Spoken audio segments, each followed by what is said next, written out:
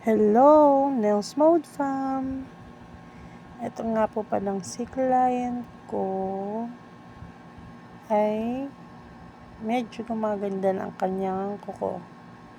Before po kasi grabe talaga ang kuko niya because of fungus. Pero ngayon po umiigi na kasi nakinig na po siya na ipahinga muna sa polish. Yes. Siguro about 1 month din siyang nag-rest sa polish. In that case, medyo umiigi yung kanyang kuko. Pero sa ngayon, dahil may event daw po siya, papalagay niya muna ng color.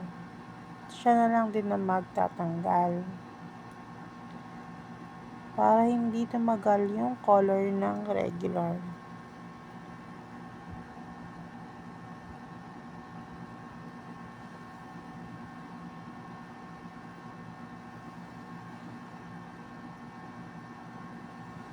Medyo lumagpas na yung kanyang mga kuko na may fungus.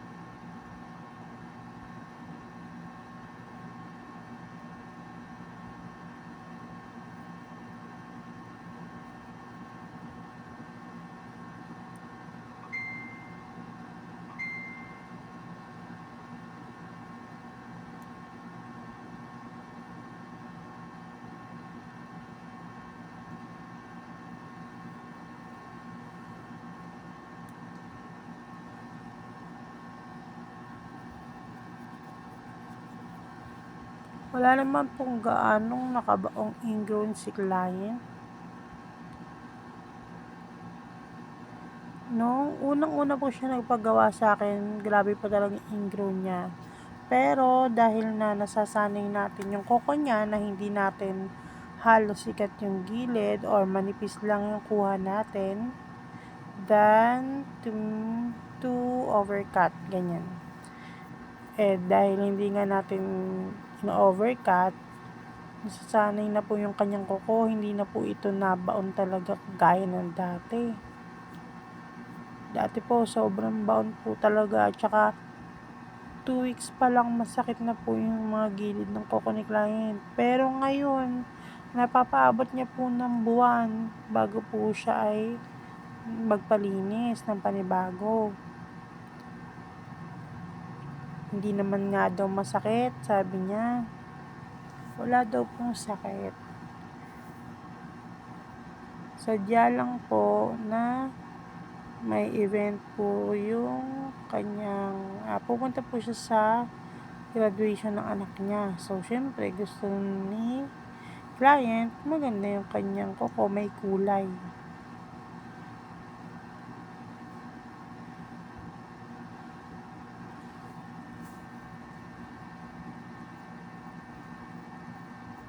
Ito ang dulo na to, yung part na may fungus. Tumaas-taas na po siya, tapos kinakat na lang.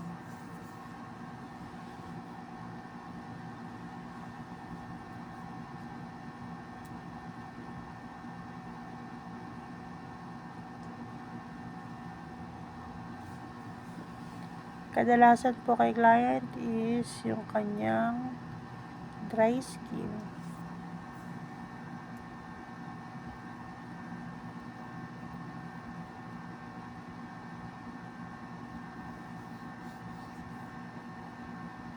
Kung makikita niya po yung kahit maliliit na part ng kuko niya, merong mangilan-ngilan na may fungus.